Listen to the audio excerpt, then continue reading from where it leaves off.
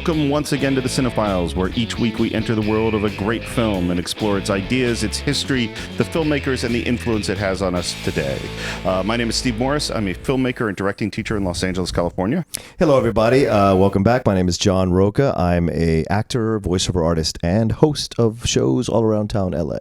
And we're lucky once again to have as our special guest Victoria Garcia Keller. Vicky, welcome back to the Cine-Files. Thank you for having me. So much fun last time. It was so much fun. And today, as soon as I mentioned this film to Vicky, I won't say that she actually jumped onto my head and said, I must do this film, but it was pretty close to that. It's one of my favorite. I can pretty much verbatim every line. I know every line. I love it so much. Yeah, I think we could have an alternate Cine-Files where you and I just see how much of the movie we could actually do. Amazing. The movie is 1988's When Harry Met Sally, the archetype, I think, of the modern romantic comedy. Yep. It's starring Billy Crystal, Meg Ryan, Carrie Fisher, and the amazing but sadly late Bruno Kirby. Directed by Rob Reiner and written by the also sadly late.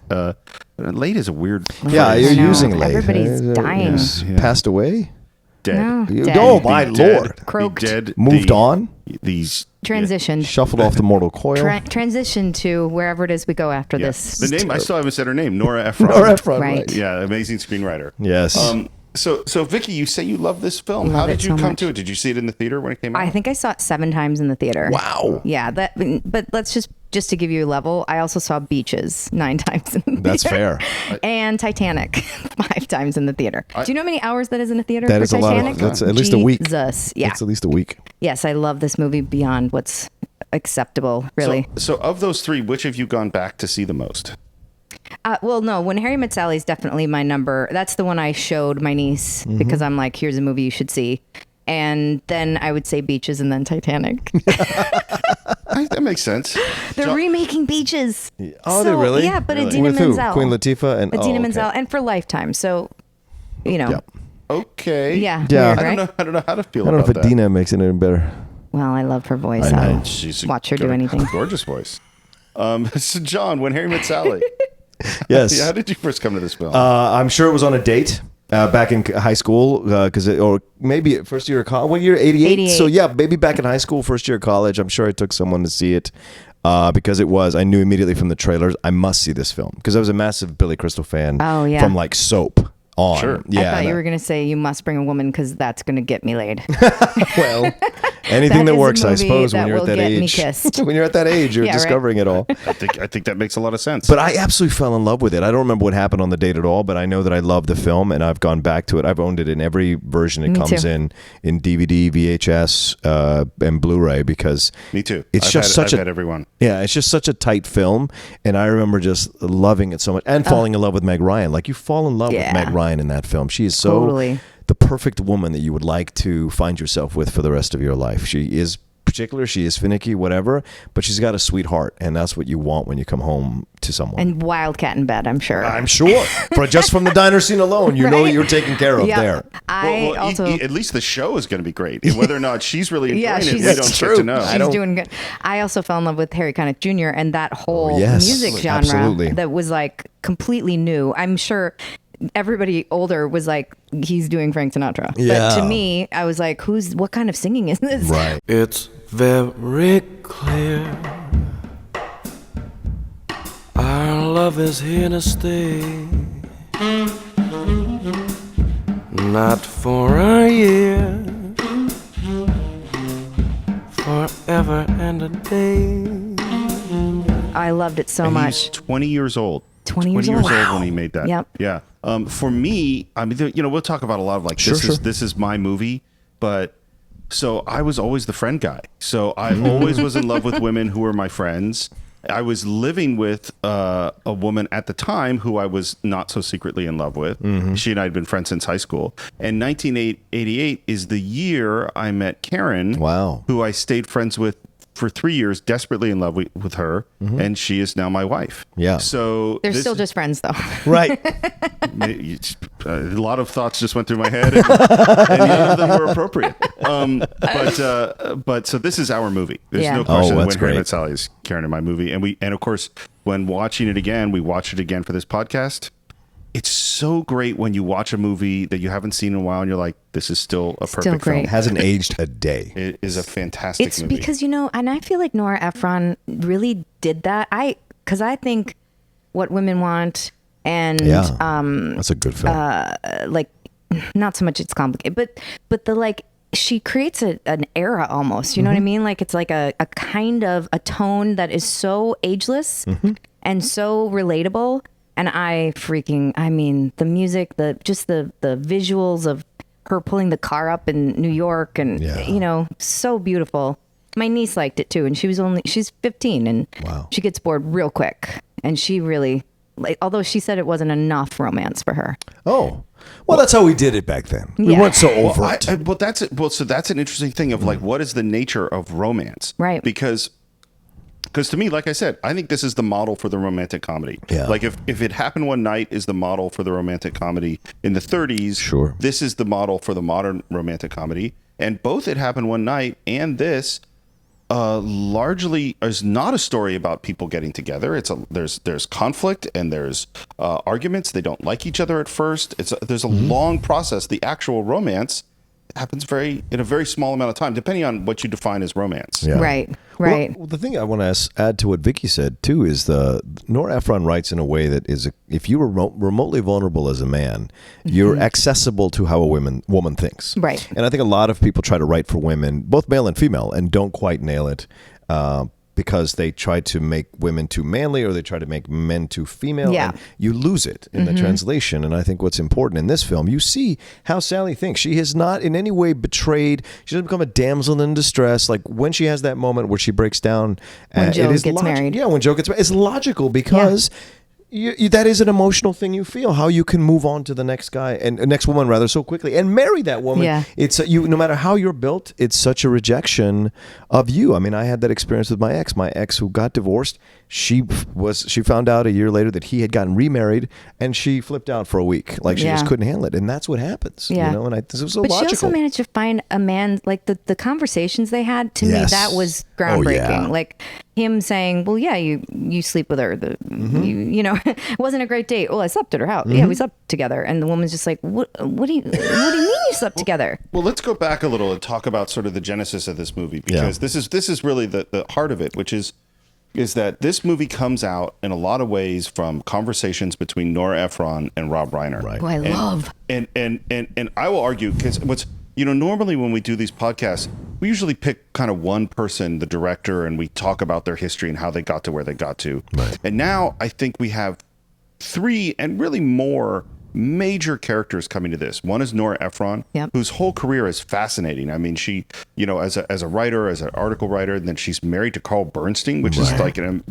then becoming a screenwriter, writing these great screenplays, working with Heartburn. Mike Nichols. Heartburn. Yeah, right. And then you also, her whole story. In fact, there's a really good documentary on Nora Ephron, which is worth seeing. Definitely worth seeing. What's it called? It's what's it called? It's on HBO. Yeah. Okay. I don't know. I have to look it up. But and then you have Rob Reiner, who comes from a storied Hollywood family. I mean, the guy, his parents, Carl Reiner, for the Show of Shows and Dick Van Dyke Show, and their best friend is Mel Brooks and Anne Bancroft, who are out their house all the time, and that's the environment he grows up on. It's goes amazing. to All in the Family, where he's an actor, and then married to Penny Marshall, and apparently his house, when he was married to Penny Marshall, was the party house for a generation throughout the 70s. So, and that was huge part of that community with Albert Brooks and all these other people, Robin Williams, and everyone that was that age in the 70s, in late 70s, came there. Yeah. And then you have Billy Crystal.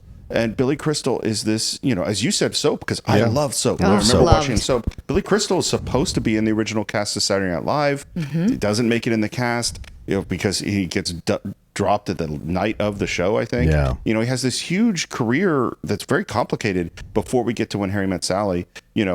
Much less Barry Sonnenfeld as the DP. I mean, you have all these amazing people coming together for this film, but the main pair is Rob Reiner and Nora Ephron. And Rob Reiner has become divorced from Penny Marshall. He's very much the Billy Crystal character. Oh yeah. Yeah. And Nora Ephron is very much the Meg Ryan character, and it's because that's how she orders. That really is how Nora Ephron orders. That's how I order. And I mean, you do a that's not beautiful weird. job. One of the world's great orderers. I feel that I've been Go ahead, Steve. I don't want to. Well, it's there. They had 3 years of conversations about what men and women are really like that lead to getting to this film. I think if you see this film at an early enough age, it really does give you the information you need in certain situations. Definitely. You know, Rob Reiner is telling her how men think, and Nora is telling him how women think. And and both of them are surprised by the things that come out. And we see that in their conversations in the film. And at the time, I mean, it seems strange to say now, but the idea of a man and a woman being friends and not that this was a crazy idea. And Rob Reiner talks about it as if this is a crazy idea. Yeah. And I think our world has changed in some ways where that seems less crazy. Some ways it hasn't. Some ways we're still really different. And does sex get in the way and all these sort of questions? Because this is what I would call a thesis film. A thesis film is where we're going to present a question at the beginning of the movie. Can men and women be friends? Or will the sex part always get in the way? And now we're going to spend a whole movie exploring that question and come up with the answer is no. The answer is no. Because we're going to get together. Yeah. I love when in the beginning he's like, men and women can never be friends. And she was like, what? You realize, of course, that we can never be friends. Why not? What I'm saying is, and this is not a come on in any way, shape, or form, is that men and women can't be friends because the sex part always gets in the way. That's not true. I have a number of men friends and there is no sex involved. No, you don't. Yes, I do. No, you don't. Yes, I do. You only think you do. You're saying I'm having sex with these men without my knowledge? No, what I'm saying is they all want to have sex with you. They do not. Do too. They do not. Do too. How do you know? Because no man can be friends with a woman that he finds attractive. He always wants to have sex with her. So you're saying that a man can be friends with a woman he finds unattractive? No, you pretty much want to nail him too. And that's kind of what ends up happening in our lives. We're friends with, our friends are either married or you're married. There's not a lot of just men and women who stay friends who haven't had some kind of sexual attraction to one another. Because if you like each other as people, you probably are going to be attracted to them. Sarah and I are the greatest exception ever. Our friend Sarah and I. So far. Yes. It's been 20 years. I know, but I have hope. She's still one of my greatest friends, and I have no interest ever in sleeping with her. And that's why I enjoy the movie too so much now as I get older. Yeah. Those conversations, I have those kinds of conversations with Sarah without that thing happening that happens between Harry and Sally, which is great. It's great to have that kind of thing. Yeah. It's fascinating. The thing that Rob Reiner says in one of the interviews. Because I've never done that. I just want to say real quick, Steve. Yeah. I've never done that. I don't know personally, my opinion. I've never become friends with someone and then dated them. I always know within 30 seconds if I'm going to date you, have sex with you, or have a relationship with you. And so it's fascinating to watch this movie because this is my favorite romantic comedy, period. Yet it's nothing I can actually, I've never experienced. But that speaks to the writing and the direction and the acting. Yeah, and for me, it's like, yep. Yeah, right. It's your story, of course. Really, I felt like Billy Crystal, Harry wanted to sleep with her right away. At the beginning, yeah. I felt like that was, and then he only didn't when he was in a relationship. You pretty much want to nail them too. I mean, he did say, great line. Yeah. It's very clear want to. that he wants to sleep with her. And he does. He does come on to her. Yeah. Yeah. In that opening sequence. Which, by the way, the drive in the car is so good. The grapes.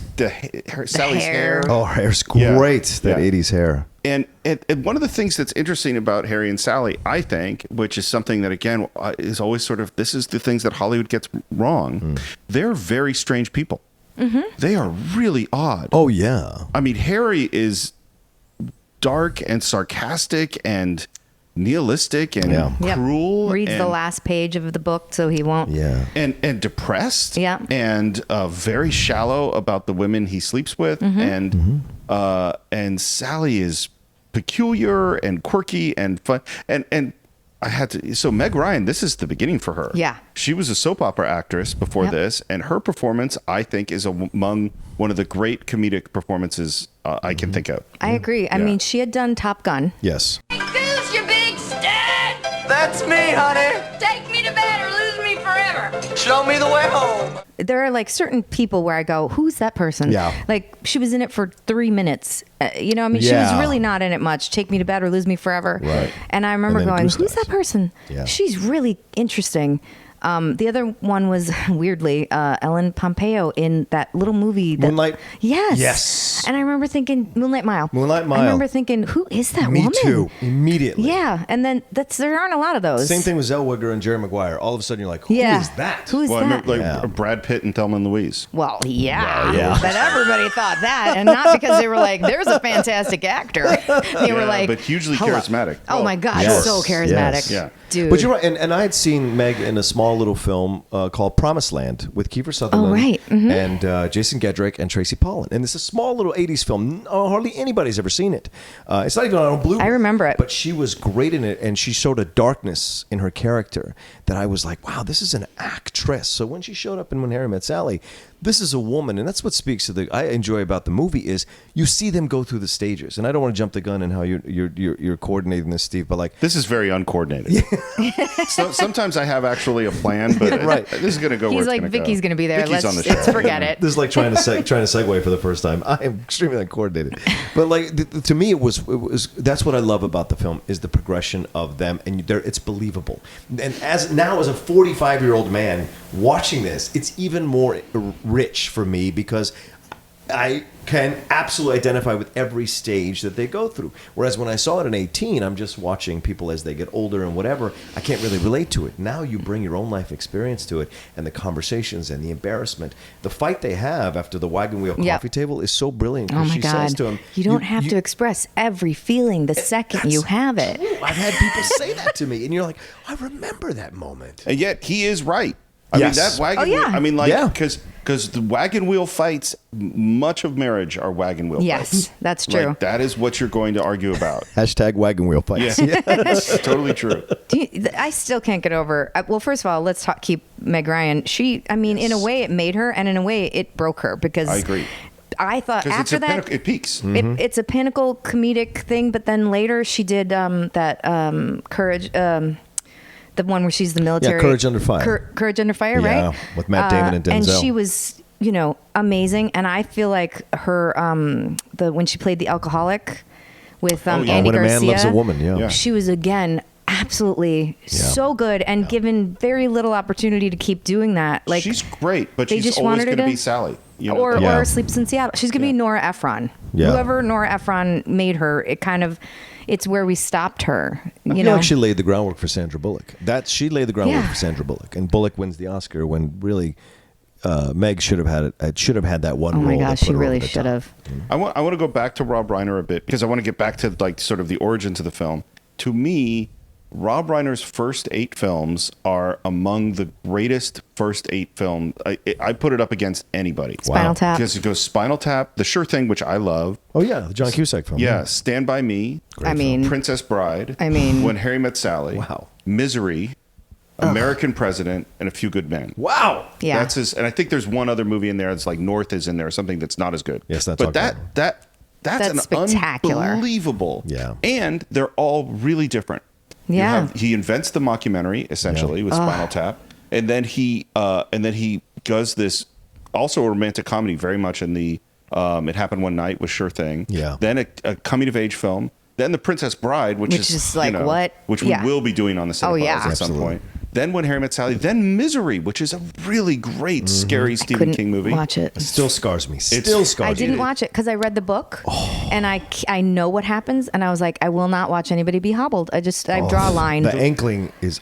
The book is much more brutal, by the way. I know, but I can really? take a book. It is. Yeah, I can it take is a much book more brutal. because somehow I think my mind does some editing that my eyes don't. Because I can read a book and no problem, but I see it and it's forever. Misery is such a fantastically crafted movie, and then he essentially discovers Aaron Sorkin because the next two, because it's Few Good Men and American President, both Aaron Sorkin movies. And I mean, think of the people in these movies. He discovered Robin Wright. She was a soap actress. Yes. Actually, Julia Roberts was supposed to be in that role, or was auditioned for the thank princess. I know, right? Thank God it was Robin Wright. And Kathy Bates, right? I mean, that was That's off stage. That was Right. off stage in New York. He has an eye. Well, and Christopher Guest and all. I mean, you name every one of these movies has people in it that are like monumental. Well, he is one of those directors who loves actors. Yeah. He loves working with, and from what Because he was an actor. He because he gets was it. an actor, yeah. And there's certain people there's certain directors who are well-known assholes who are brutal and cruel and disrespectful to actors and might still be great directors. And that is not who I want to be. Like, I teach directing, and I'm always trying to teach the values of take care of the people that you work with. They're your best asset. You know, be gentle, create a supportive environment. And that seems like the kind of director Rob Reiner is. Aside, just because it's topical, Gary Marshall just passed, and he was a friend. I played softball on a couple of his softball teams, and we recently just did like a toast. He was one of those kind of directors. Absolutely, he was, more loved actors, loved you know.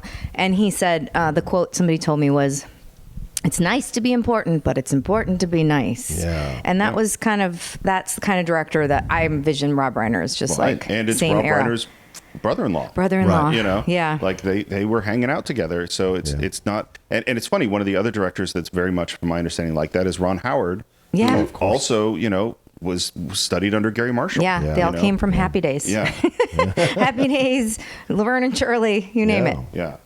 Well, it's so great to see to watch what he did in those 8 films. You see the progression of a director, and you see how far he could take it. Like to me, A Few Good Men is the end of the run that you were saying, but it's also like everything comes together for him as a director. I think American President's after, but Is it all right? Well, even that Still, is I feel grand like- in its scope. Is Yeah, what but I'm I still saying. feel And like that was like yeah, and it's so. But with this film, I just think the ability that if you break down these 8 films, the ability to nail each one in a different way is such a great point you bring up, Steve. How he lays the groundwork, how he's building and getting stronger as a director, yet he's still nailing it as he's getting stronger, and that's amazing. That's Yeah. like watching an athlete just have these consistently good seasons until he finally hits the pinnacle. well, and he's choosing to switch sports. Yeah. Yeah. You know what I mean? Because Right. most, you know, it's like if you look at the first several Steven Spielberg movies, they're different, but they're Yeah. very much Steven Spielberg movies. Yeah. Right. He didn't switch from comedy to a horror movie to a fantasy movie. No one. Right. I don't know anybody other than Rob Reiner who went, now I'm doing a romantic comedy. You know, he Yeah. didn't. He was like, this is what I'm interested in, and Yeah. that's what he went to make. yeah, Let's talk about Billy Crystal. He was not a movie star, no. and can anyone think of going into a Hollywood meeting and saying, this is our romantic lead of our new romantic comedy, Right. Billy Crystal? Yeah. You know, I know he'd only he'd done one of my favorite action comedies, Running Scared, that never got a sequel, which totally should have. Wait, Him with and Charles Grodin? No, Gregory Hines. What am I thinking? Midnight Run. You're thinking Midnight Midnight Run. Run. Yeah, I which is great. adore Midnight Run. Yeah, but what I thought Running Scared's after this. Is it is before it, this? Is it 89?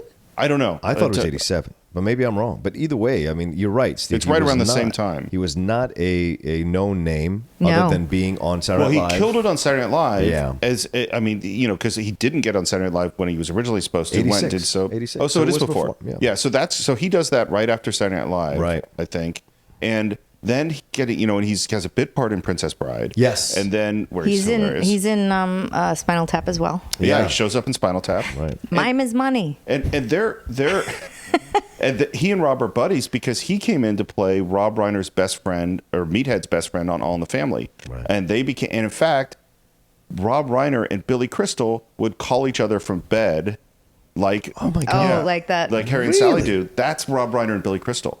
They would call each other, and Rob Reiner would moan on the phone and moan himself to sleep. That is Rob Reiner. That sounds right. So their friendship is a huge, and I think they were maybe both divorced at the time, the leading up to this movie. So their conversations about being divorced men and all these things, a lot of that is in the movie, as part Yeah. of the movie and in the Bruno Kirby relationship. Yeah. For me, it was the development. Because I had seen Running Scared. Then I saw one of my favorite.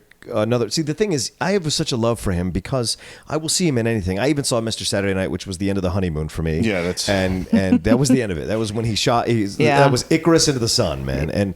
But Memories of Me is one of my favorite quiet I films. love- Alan, Really good. right? Yeah. If you're a fan of comics or comedy, Alan Alan King, King. and Billy Crystal are fantastic So in that movie good. and powerful. Like I cried Cried every time. so hard. I Every still time. would cry. I love that. As soon as he calls the studio at the end, I cry every time. I haven't seen that so That is him long. building, and that's 87. Then Princess Bride, like you said, and then he builds into this, and this is to me, it's like this is him, like he's in his prime at this point, as an actor and as a presence on screen.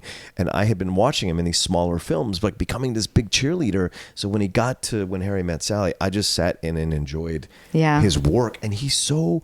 This is the thing about Billy, and it's a shame that now that he's older, he can't really touch these places, but the vulnerability behind the anger, he has that anger. Yeah. And you see it in When Harry Met. Like when he's caught doing the Surrey with the fringe on top moment, he is embarrassed. And then when he flips out on her later, you just see that he still has that anger, but the vulnerability is a great combination. He did do a one-man show recently. Yeah, 700 Sundays. Did you watch it? Yes, I saw it on HBO. He did a great job of. Absolutely. He's just not getting the vehicles anymore, I think, because apparently once you get past, 50. You're not, yeah. And for men, women it's 26. Yeah. But for men it's 50. All right, Schumer. We're not interested All right, calm anymore. down, We're just Schumer. done. We're done with No, you. it's totally true, and particularly in terms of comedy, because and this goes like Hollywood wants you to be what they think you are. Yeah. And when you start changing or growing older, or, who doesn't? Let's be clear. then we want you to be the thing. This is we talked about Meg Ryan. That's clearly what happened to Meg Ryan. Yeah. They want her to still be Sally, and you know what? She can't be that anymore. She can't because it's weird if you're that way and you're in your 50s and you're still like, oh, what? Men are crazy. Then we just feel like something's wrong with you, honey. You need to. Well, there's this weird reaction right now to Renee Zellweger in the new Bridget Jones movie. Oh God, I haven't terrible. Heard that trailer. It's not. It's off the topic of this show, but the idea she's being you struggling get with the same thing. Yeah. As she grows You get older, pigeonholed. who can she be? And I mean, but the funny thing to me is always still that Meg Ryan is 5'8". I will never get over that. In my brain, she is 5'1".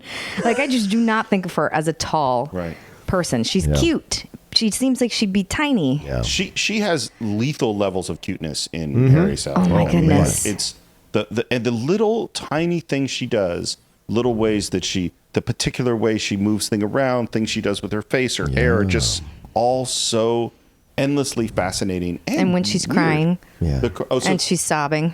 So this is something Rob Reiner talks about, which is the comedy cry. Which is the comedy cry, and the masters of the comedy cry are Lucille Ball. Yep. And then one that Rob Reiner got to know, which is Mary Tyler Moore. Like Mary Tyler Moore is a master of, and then you see this, and he and Nora Ephron talk quite a bit. Will Meg Ryan be able to do the comedy cry? Because it's a weird thing to have to do, to be fully, honestly, completely emotional in this moment, and big and real, and not try to hide it, but be funny. If you could take him back right now, would you? No. But why didn't he want to marry me? What's the matter with me? Nothing. I'm difficult. You're challenging, I'm too structured. I'm completely closed off. but in a good way. No. I drove him away. And I'm gonna be 40. When? Someday. In 8 years. But it's there. It's just sitting there like this big dead end. And it's not the same for men. Charlie Chaplin had babies when he was 73. Yeah, but he was too old to pick them up.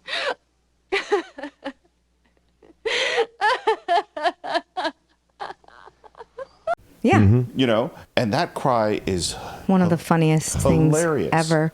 And I'm going to be 40. When? In 8 years. But it's out there. It's out there. I like when she goes, I'm difficult. That's my favorite line. It's just like, no. It's brilliant. And then still she was sexy, which was so weird. very Like, much you so. don't think of her sexy. And then they have sex and she gets up and is like, can I get you great water or face. whatever? And I'm like, wow, you would not. Well, She's not sexual by her energy in this movie is not in any way sexual until they have sex. Right. And then you're like, wow. And that shot of her waking up with a happy, contented smile, face, and he looks and like- his face is perfect filmmaking. Because, and this is, I actually want to go into to change topics a little bit. It'll relate to this, which is this movie contains what is listed as one of the funniest lines of all time, which is "I'll have what she's having." Yeah. Yes. Which is, and I want to talk about it because to me, the origin of that line is the perfect example of why movies are a collaborative experience. Yeah. And in particular, how this movie is a collaborative experience. So as we said, Nora Ephron is interviewing Rob Reiner and the producer, whose name has gone out of my head, about what it's like to be a man and men dating. And in these interviews, Rob tells her exactly what Billy Crystal says, which is, you're sleep with a woman, now you're trying to figure out how long you have to stay with her before you go out. And you invented the excuse, I have a early morning squash game, of this, of that. And Nora Ephron's reaction is exactly what Sally's reaction is, are you really thinking that? Yeah. And they have essentially that exact dialogue. And Nora goes, well, that has to go in the movie. And Rob goes, wait a minute. If we just revealed this thing about us, you have to reveal something about you because it has to be even. Yeah. Right. And she says, oh, well, you mean like the fact that most women fake orgasms? And Rob's reaction is exactly what Harry's reaction is. Well, maybe. Not with me.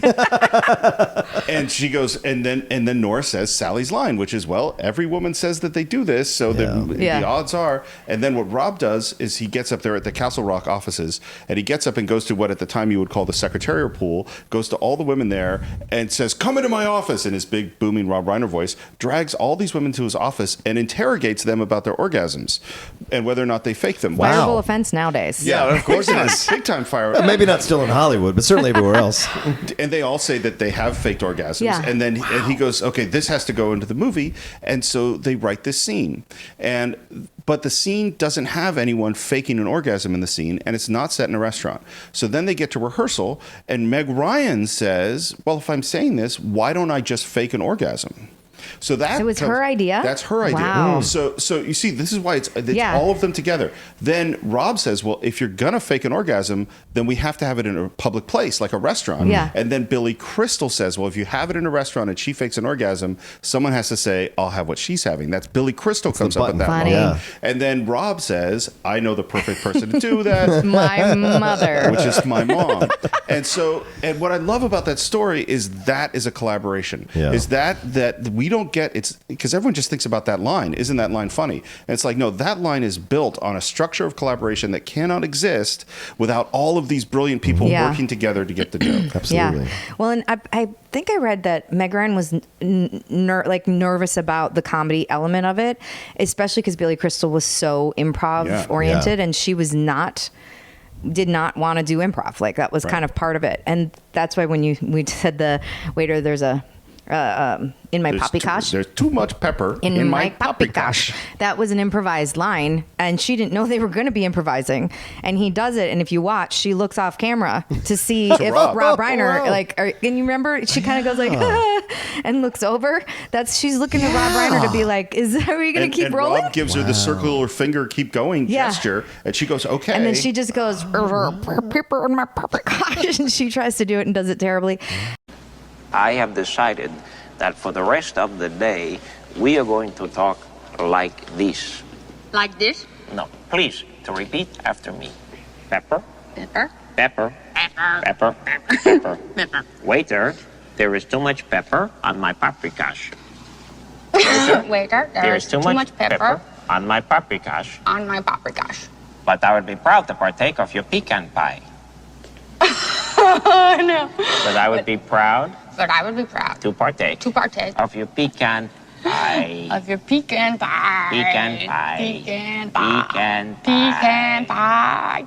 It's so, I knew that moment was always really special in my brain, so specifically. And when I found that out later, I'm like, well, of course, because, improv, when it works, it's just, you can't mimic it. There's no, when it's just completely connected and there's nothing planned. You know what I mean? Absolutely. Oh, I love that Some line. of my favorite conversations are also with him and Bruno Kirby. As a man watching the film, these are conversations I have had with my male friends through the course of my life. And they are we haven't been power walking down in our nice tight little whatever they're wearing. Oh my Lord, 80s. But you've definitely sat there and traded sexual experiences, and you're not trying to one up necessarily, but if you've got that card to play, you will play it. Like when he says, "I made a woman meow," that's such a great line because you made a woman meow, right? And And I took her to a place that wasn't human. To set it in A a batting cage, right? and With to kids waiting to come in. and being pissed at the kids. I put my quarters here. Like, so brilliant. That's Yeah. the Well, stuff that. I'm so glad you brought it up, because this is so for those directors and screenwriters out there. Locations and activities are the best things you can give your actors. Absolutely. It's so, and you see several of them. You see the speed walking is probably the least good one of them for me. The batting cage. So it's always can be hard for an actor to become natural and to give them an activity to do, and particularly when balls are flying at you. Yeah. You literally have to deal with it. It's so natural, and there's so many little beats and things you can get out of it. And by the way, I don't remember which one it is, but Billy Crystal's right-handed. He had a bat left-handed for the scene. Right, because they're facing each other. Yeah, and it just shows. By the way, Billy Crystal, really good athlete. Yes. And He's also a huge baseball person. Huge baseball person. And so you have that. You have the wave at the football game. Yes. Yep. You know, and you could see that when you're first writing a screenplay, you go, oh, they're just sitting talking at a cafe. They're in a living room somewhere. Right. And it's a perfectly fine scene. But then you take the scene, you put it at the football game, and you have the wave going through while they're having this really emotional Mr. Zero New scene. Then she tells me that somebody in her office is going to South America and she can sublet his apartment. I can't believe this. And the doorbell rings. I can sublet his apartment. The words are still hanging in the air, you know, like in a balloon attached to a mouth. Like a cartoon. Right. So I go to the door, and there are moving men there. Now I start to get suspicious.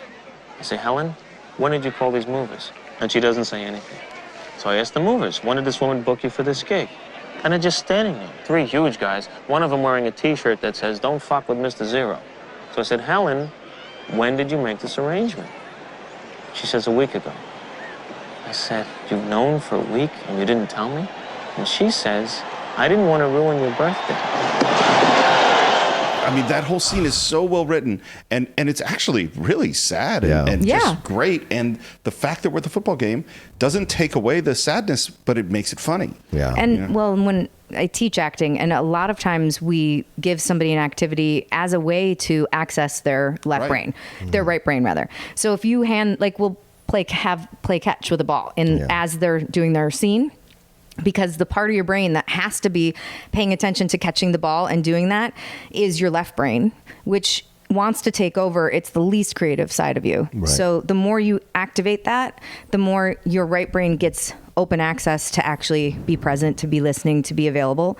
So it's smart as an actor too to have an activity. Absolutely. I do it in rehearsals all the time. When things are feeling a little stiff, it's like, let's go do this scene in a closet. Let's go run around. Let's go do something else to shake up that thing. I had a martial arts instructor that said a thing that I think totally applies to acting, which is that he said that we sort of see the world in 2 ways. One way is I'm in the moment talking to someone or reacting to someone, and I'm very connected to what's happening, but I don't have a good perspective on it.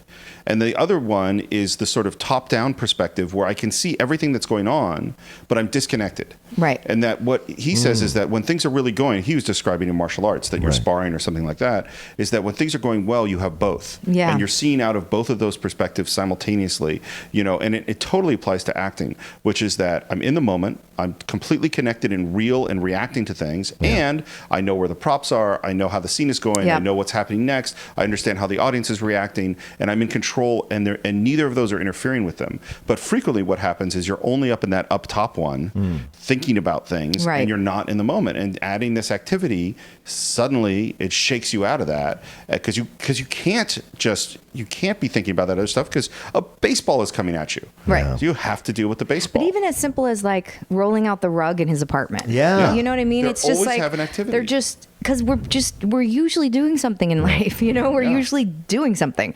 So to have it be, you know, you're talking as you're like, no, turn the rug this way. It's so much more to me what real life is about.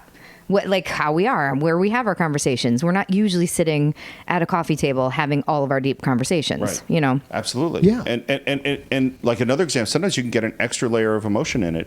One of them is Carrie Fisher is trying on the wedding dress. Oh. And she's eating those M&Ms. And she's eating M&Ms. I love that. And she's asking her, have you seen Harry? Has he seen someone? Right. And to juxtapose, I'm asking you about the guy that really deep down I love, and we, the audience, all knows that you're in love with him, while watching you try on the wedding dress. And Carrie Fisher has her own emotional things going on because she never thought she would be trying on this wedding dress, and now she is.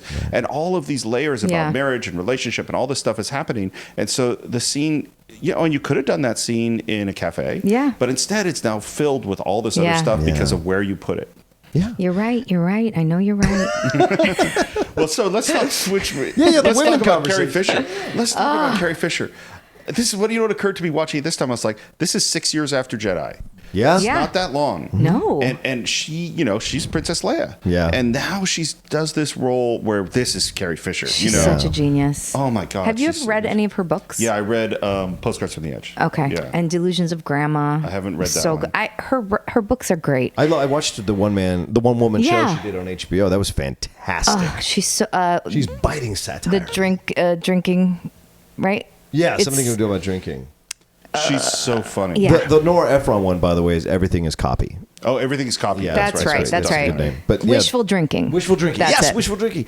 She was.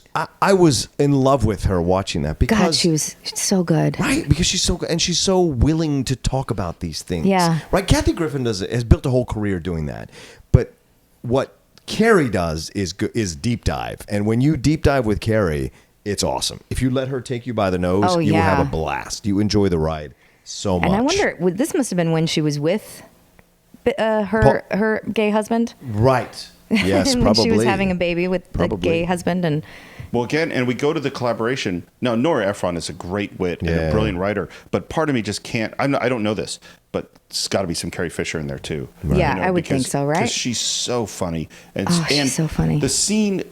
Two scenes I'd love to talk about. One scene is the scene at the restaurant with the date set up Yes. with Oh, Bruno Kerr, Lord. and them both going for the cab at the end. Yes. Is so perfectly constructed. As you've built up these two characters. One is the guy who I've given up on relationships. I don't need to do that. And get Carrie Fisher with he's never going to leave him. yeah, He's never going to leave him.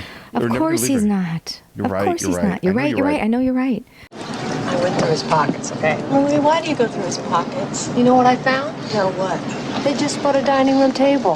He and his wife just went out and spent $1,600 on a dining room table. Where?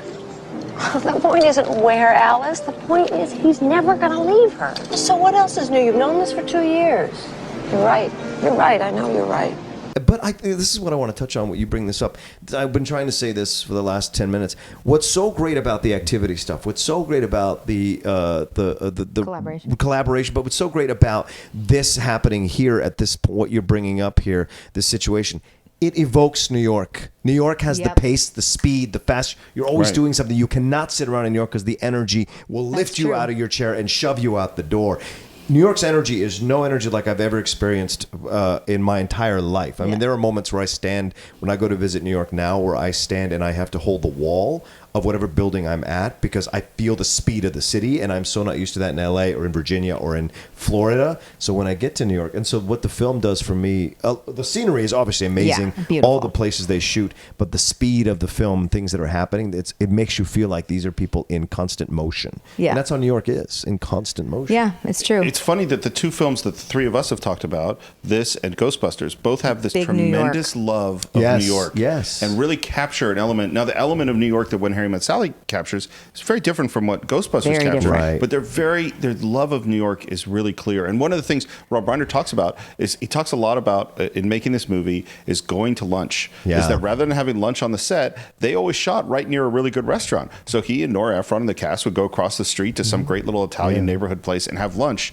And you get the love of all of this. Oh, we're in this great place and let's celebrate it. Yeah. Going to the museum, going to the beautiful shots in Central Park in the fall. Like all of those things are just so gorgeous. I know you so well. That's the beginning of that part. Of But the it's Central Park one. always fall in the movie. Yeah. No matter what, because you never see them in shorts. You never see them hanging out. New Year's, they're Well, New Year's. What I mean is fall, winter, fall, Yes, fall, right. winter Winter, through the yeah. whole movie, and I think That's that's true. on purpose because that's when you most want to be next to somebody. Want to feel that warmth and comfort Aw. is in the fall and winter because you're cold, and you want someone close to you. You just feel that it's a bundling very up is nice. it's a very primal take I on just romance. think- Listen, I don't feel like dating because I'm kind of hot right now, but when it gets cold, come back around. I'd love to cuddle. I'm just saying, turn there's not the a lot air of summer conditioner on real romance. high. There's not a lot of summer romances. And I think this is the last thing you that's want funny. is someone on top of you all sweaty and stuff, in summer. Listen, But that's think how in the I fall- feel. But there are other people that think otherwise. Maybe they do, I'm a sure. lot of people think tropical beaches and bikinis is really romantic. Well, I but- don't know about romantic. Certainly sexually never mind.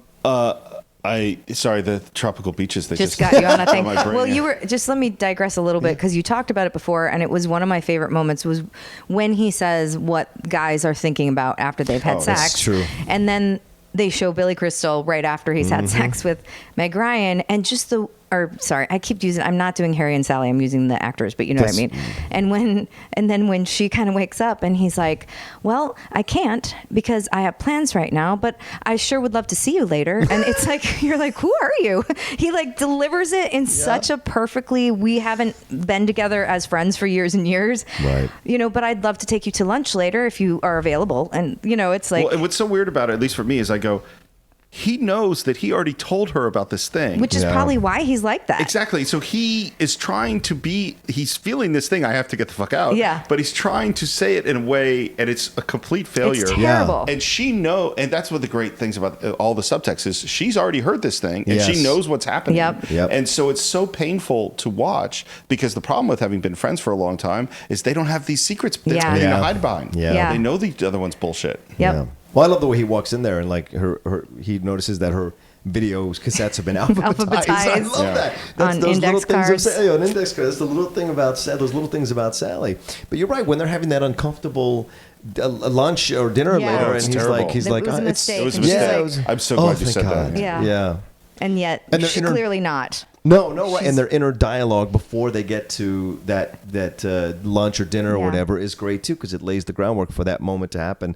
Where she goes, it's a mistake. Is oh God, I'm so glad you said. I'm so glad you said And I that. wonder too, and maybe you know about the split screen stuff with the phone yeah. calls. That was kind of used in like Brady Bunch and You're like right. But TV not at stuff, that but not level. in films and not at that Right. level before Well, that I it's- remember. I mean, there are films that do it, like Doris Day and Rock Hudson. There's a very Right. I famous mean, split in that, screen. I'm thinking Please in don't a- eat the daisies. Yeah. But the four-way split screen that they do, so they did it all live, and the way they did it was they were on different little sets, and they had to link the sound through the phones so that they're actually hearing each other's dialogue. Oh, wow. And the level of detail in terms of the interrupting and overlapping is so hard. It's 60 takes. Oh my God. 60, and it's all in one take. I mean, it's all one shot. So it's 60 takes, Wow. shooting in 4 different locations, linked through these phones to get that. And they wouldn't need to do that now.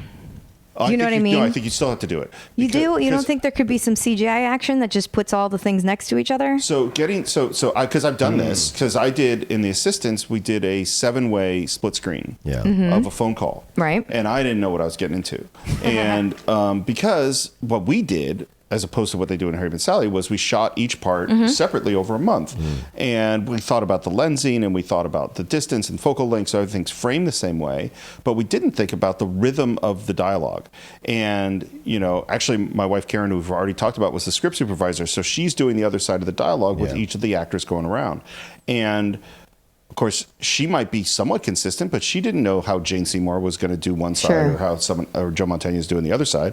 And so when I went to put them all together as a 7-way split, they don't fit. Yeah. And so what's happened, if you were to watch the scene, is what I'm doing is speeding up and slowing down the people that aren't talking subtly so that all of their reactions and they're coming in at the right moment. So if you're looking at the person who's talking, it all looks great. But if you really focus on people that aren't talking, you'll see, why are they suddenly moving so slowly? Oh, interesting. Because that's the only way I could get it to time out Right, right. Timing is so hard, and in a thing like the Harry Met Sally one, it is, because they're overlapping and interrupting. Yeah. It's like, The pacing is beautiful. unbelievably hard to do. So 60 takes makes sense to me. Yeah, yeah. Jeez.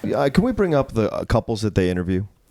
That was going to be one of my next And things. that was later, right? That was added after? It was pretty early because the first story comes from someone's father. It's like, Okay. it's not Rob Reiner's father, but it's I forget who it was. So it was maybe the producer's father. That's actually their story. of how Okay. they met. And so that's when the ideas started coming. Originally, they're going to bring in real people to do it, Right. and do improvs and stuff like that, or bring in people whose story it was. Yeah. And they tried to, and it was terrible. Yeah. And that's why I bring it up, because like it's the rich tapestry of the film. Yeah. But I found out in doing the research for this film that those are not real people. No, they're all And actors. it would've broke my heart. Totally, me too. It broke my heart. I really thought they were just real people. They're all actors. Yeah. Brilliant Because it's actors. so believable, and you as a teacher of acting, and you as a teacher for yeah. directing, like those people, in no way do you believe that they're acting. They look so real, No, especially the Asian couple. My God, The Asian couple and the one who's when he starts and she finishes all the sentences Yes. for him. We grew up one block apart from each other. Never knew we were, like it's so. Oh my God! I know. That is so sad to hear. I did not know that. I'm I sorry. thought they I'm were sorry to real. have ruined that. But, Drop the mic. I'm out. but now, unfortunately, film. now when you look at it, you're going to go, "Oh, you're right. This is all too perfect." You know the way you know about a good melon. Oh, such a great line. Because it's all one shot, and there's just no way that real people will hit it that well I guess you're in an right. interview. Having Yes. interviewed a lot of people, Yeah. we're not that good talking on the spot. Yeah, There's I guess. there's Well, people- I was gonna say. So you say you see it at 18, and Yeah. then you see it at 45, and you're now seeing even more than you saw then. Oh, yeah. And I think that's really the key to an amazing movie. Is like my 15-year-old niece has never had a friendship relationship kind of thing. I mean, Right. maybe to the the way you do in high school, like you're secretly in love with someone in science class, but Sure. not the way that you do as an adult. And I certainly hadn't at that point. And still, it was I loved it so much. I mean, Mm-hmm. it probably just connected for me on the level of being so funny, loving them as a couple, loving, Carrie and Bruno. But now I see it, and it's a whole different, you just see so much more in it than I saw certainly when I was 20 or however old. And in the stages too, like when they come back together and Sally's trying to ignore him on the plane, and then he like makes them, like, on that another moving the thing, the escalator, walking yeah, that escalator. By the way, really tough. That's a really hard shot. Yeah. to watch Sure. On the moving sidewalk. The moving sidewalk. Because you have to time moving past the people, and you have Yeah. to get to the end at exactly. So the time, and you got to, you're dollying back on a moving sidewalk. It's like that's really hard. I mean, but all in one again, it shot. made it such Yeah. a great, as he's like, he notices and he's like, I'll stop I walking. love that. I love when he pulls back. Yeah, and he just Right? like Because- backs up. And then you see, and that's what's so great about the film is, once again, to me, it's so believable the stages of life they're experiencing. Being now older to watch that and see, yes, I remember that stage. I remember the 20s and 30s and 40s. They're completely different. And you're right. The way you attack, or the way he changes as a man. Billy does such a great job, and so does obviously Meg does as well. Such a great job evoking that era and how you would, as a human, as a man or as a woman, react at that age to that thing that's happening. When they run into each other in the bookstore, Billy is more relaxed. Yeah. He's lived through some shit. He's seen. He's the wars. divorcing and- he's divorcing, right? So Well, and he's less sure of himself. Like Right. I think Yeah. that's one of the big Exactly. things. Because the Billy we meet in the first two scenes the cocky- he's super cocky. It's cocky He's youth. got explanations for everything. Of course. And then the scene in the bookstore is like, oh, he's kind of broken now. Yeah. We're post Mr. Zero at this point. Please. Well, you know? I think the other thing I was going to say too is the movie allowed all of the characters to change. Yes. Yeah. Like usually you have the Carrie Fisher who just is that for the whole movie. Right. There's just the character that's like always sleeping with the married guy and blah, blah. And this one, she ends up marrying somebody and having the love of her life. Yeah. And it's a whole different person from the beginning of Right. the film. And they have 4 characters that do that, Yeah. which Yeah. is, just unusual these days. You don't get such depth allowed, I don't think. I don't think we take the time. no, No, you're right. we That's a great really point, don't. Steve. Or you take way too much time doing other crap that I could There's just... so much plot. I mean, it's like, and to see how they advance, just the way Meg is with the guy whose name I just went out of my brain. Joe. The way she's with Joe at the airport is so sweetly romantic Yeah. in a very youthful. Yeah. She sees this is princes and Yeah. princesses sort of level of romance. And that is not the Sally that Harry marries. No. Right. She's a very different person. And there's a line Harry has, which I love on the plane. It's a very small line, which he's talking about, I'm getting married. And he says, she's a lawyer. She's keeping her name. And it's like, that is a really strange line. Yeah. And what it is to me is he's actually not happy that she's keeping her Yes, name. it's the compromise. He's like, but he's trying to pull it off like Right. he is happy Yeah. about it. And right there is like, here's all this depth of his relationship with this other woman who we haven't met yet and only meet very briefly. And yet you get it all just from this one. She's a lawyer. She's keeping her name. Yeah. Yeah. That's not the swaggering kid that No. we met. He No. is changing. He's because changing, yeah. His ideas, his perception of women are being challenged because he likes these other stronger women that are going to push back at him. And he is, and that's what I think is so interesting about his relationship with Bruno too.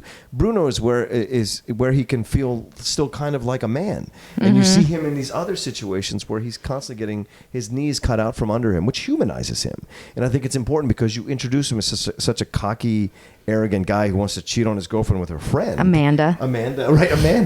Oh, and which is so great when Meg can't even remember Amanda when she was like, you don't stay with me, Joe. I can't even remember the name of someone who was so important to me that I wouldn't sleep with whatever my best friend, whatever. Yeah, but it's so because that's Meg changing too, right? Because Meg didn't really like Amanda that much. She probably was doing it as a favor. And I love when she honks the horn at the beginning when they're kissing. And she's like, brilliant. That's such a great window into Sally's character. That well, she has and when the women have the lunch and you hear the women's sides of relationship stuff, and then I don't remember if she's talking to. When she's like, I just, with Joe, and she said, we just always said, no, we're not going to have kids. We want to leave at a moment's notice and have sex on the kitchen floor. And they're like, and it's tile. Beautiful. It's very cold. Very cold. And it's like, that's exactly the kinds of things women talk about completely with each other. Well, and this is the thing. It's occurred to me more as we're having this conversation that this is a kind of honest movie that I don't know that we had before, where people are just talking about the real deal of how we feel. I mean, obviously the two big ones is guys want to get up and leave and faking orgasms. Right. Those are big ones. But all the other ones that we're talking about, we're seeing so much insight into, because mostly men and women, because that's why I think this movie changes the world to some degree. Mm-hmm. Absolutely. Because we talk about these things now in a way that we really didn't talk about these things before. Yeah. Just women and men, well, I think I said last time, women use 2,500 more words a day than men. I'm not surprised. It's not. And I have a daughter now who just never stops talking. Yeah. And my son has not been that way. I've got to like bleed him for freaking anything. How are you? I'm good. It's so funny. The guy culture, even today we've changed a lot. Guy culture is just different from woman culture, and I'm always fascinated because why I love this movie is that's why I love talking to women, because I love the other side of it. Yeah. Mm-hmm. But there's a level of guys being able to get together with guys, as Billy Crystal gets together with Bruno Kirby, where it's like we're good. Yeah. Because we don't dig into the deep stuff that much. And so there's not, I know much more women who have much more conflict with their female friends than I know guys who have conflict with their girlfriends. Because what are you going to have conflict about? You don't talk about shit. I mean, you know what I'm saying? Like, dude, you get the feeling that it's women just talk to each other. There's much more of that than you have the one guy friend that you talk about your sex life with. Right. You don't talk to every guy. No. I don't think. No. I mean, I don't know. I talk to everybody about everything. Wow. So that's my problem. Well, that's why we have you on the podcast. Because I never stop talking. I want to talk about the sad part of the movie.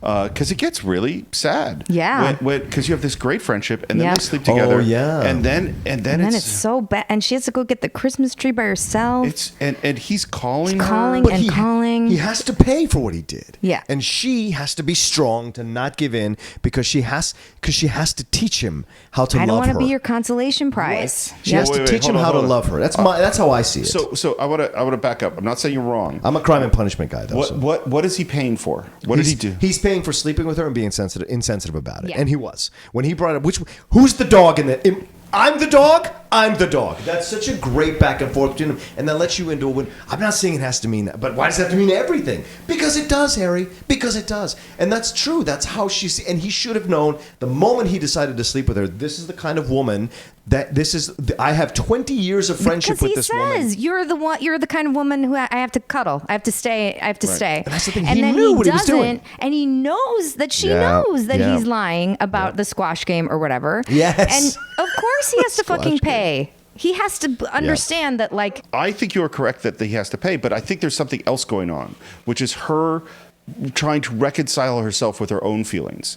It's not just that she has to make him pay enough, and then she's going to be in a relationship with him. It's that she was deeply hurt, and we should back up to they're both people that were really hurt by their previous relationships. Yes. And one of the things that's happening in the course of their budding friendship is that they have not dealt with the pain in their own ways. Like Harry's like sleeping around with people but being really depressed. Right. And Sally's being cheery and not breaking down and crying, and both of them are in a level of denial. Yeah. And then they finally reach their climax, which is when they sleep together, and now they are faced with the potential for more hurt. And I think Sally is protecting herself.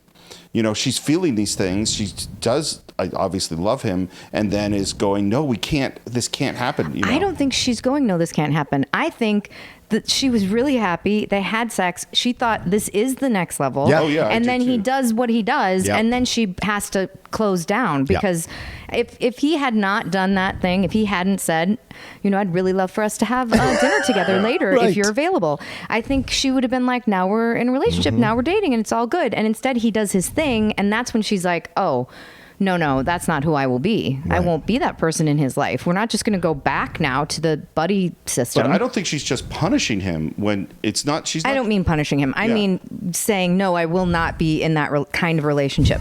Well, and I think she's really afraid of being hurt again. Well, she was. That's my point. She got hurt by him in that moment. No, I totally agree with that. Yeah. Jackass. He was. God. And, of course you loved him, and he left those messages, and he's like, maybe you're trapped under, oh my God, this is whatever, great. A heavy object or something. Heavy object, and you can't get to the phone, and you do feel for him, but he also is really stupid. Yeah, and he has to come to her on her terms because he's the one that made the mistake of sleeping with her and not being responsible about it. Well, and slept with her in a moment of tremendous vulnerability. Yeah. Right, he took advantage of her, and because a smarter man, I would say a more emotionally educated man, stops that moment. Yeah. Or sleeps with her and understands what he's doing. That and it has lets her, changed. Yes, and lets her lead the situation at that point. He has a clear freak out that's hugely destructive. Yeah. And I think he earns his way back. I do too. The run on New Year's. Oh man. That's like, so great. I don't think we can, I think that hovers over us in all romantic things to me. Like that run through the night that's it. With one of the best versions of "It Had to Be You" by Sinatra, an older Sinatra. It's not Sinatra. Yes, it is. No, it's Harry Connick Jr. No. In that sequence, that is Sinatra when he's running. It's old Sinatra from the I don't know. And I'll play it for you if you want. I have it. You have the movie, the version? I have Sinatra's version, yeah. No, absolutely. I know his version, but I don't remember Sinatra because Harry Connick sings it. That is on the soundtrack. This is the moment that you put in the scene from the movie. Yeah, Sinatra starts. So we won't find it now, but we will. Right. I will edit it and I will find the scene. If you want to look up the answer, I'm going to listen while I look it up because that is crazy talk. Listen, take a moment. Listen, take a moment. He just wants to be right so much. So we're going to pause. So we're going to pause for a moment, and when we come back, we're going to have the answer to this question. Turn it up. Turn it up. It had to be you.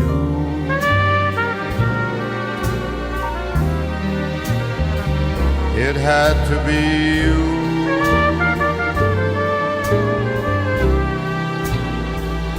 I wandered around and I finally found the somebody who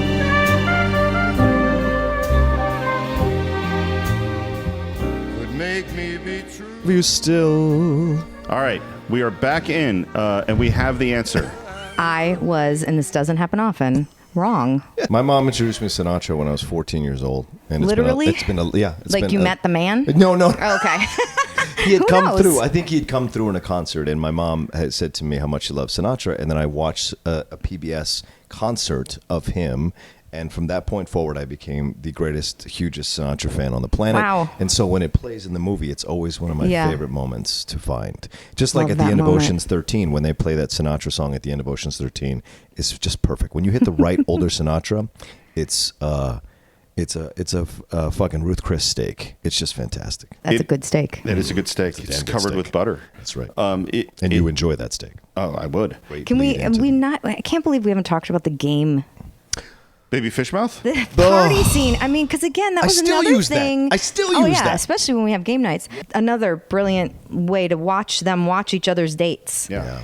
And she's Emily. She's Miss Emily, or whatever. Her reaction is so That's great. Rob Reiner's daughter. Oh, wow. Yeah. That is also Gary Marshall's niece. So she's in like all the Gary Marshall movies too. She was that old enough to be. Wow. Well, and she's still 15 years, 20 years younger than Billy Crystal is in that scene. Yeah, she's like 12. Yeah. Yeah. It's a really funny scene and great to watch. I mean, first of all, the scene is funny. Yeah. And Baby Fishmouth is sweeping the nation is something that Karen and I say to each other all the time. Do we know if any of that was That's improvised? Improv. Yeah. That's definitely improv. The whole game is improv. Another interesting thing about the movie, in many of the original drafts, they did not get together. Wow, really? Really? Yeah. I would have shot somebody. No doubt. In the head. I agree. And this is a terrible film. I 100% agree. And there's an interesting thing, and I've never been able to figure out a way to talk about it well, but there is a kind of giving the audience what they want, which is wrong. And there is a kind where you must give the audience what they want. There are all sorts of versions, particularly in the 19th century, where they had Romeo and Juliet live. Because they didn't want to, so they rewrite the play because it's too much of a bummer for them to die. And that's wrong because that play they're supposed to die. You don't get the lesson if they don't die. But in this case, if you have them not get together, you are betraying the audience. Yeah. Yes. And they realized it, as they were getting towards the shooting. It's like, oh no, they have to be together. Well, that was, No, they never shot that. Shoot it. Before. That was the same with like Thelma and Louise. There was going to be that they didn't die that they just get arrested, and there's something about that ending that was has to happen. Yeah. I as sad as it was, I couldn't imagine it being like, oh, now we envision them in jail for however many years. They have and there are other movies where I'm watching the movie, I go, you chickened out. Yeah. Like you went the easy. Like one of them that always occurs to me is Clint Eastwood in The Line of Fire. Oh yeah. I'm convinced that he was supposed to die. So I want to ask one last question. Can men and women be friends without the sex part getting in the way? I firmly believe that. Myself personally, from my own personal experience, yes. No.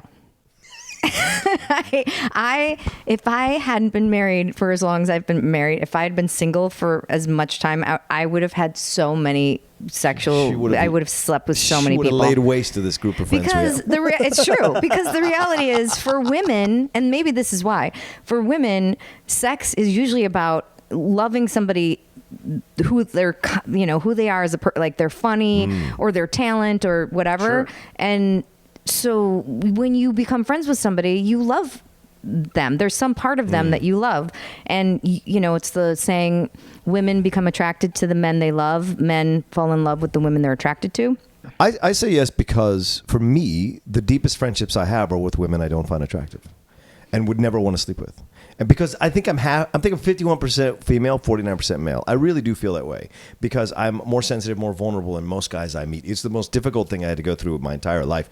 That's why I almost killed myself a couple of times when I was younger, because I couldn't handle the civil war of the vulnerability, the desire to be vulnerable and sweeter and nicer, warring with this other part of myself that my dad tried to bring out: the anger, the fight, the defense, the Latin stuff, the military stuff too. So until I got therapy, thanks to Sarah, one of my greatest friends, I didn't know how to figure that out.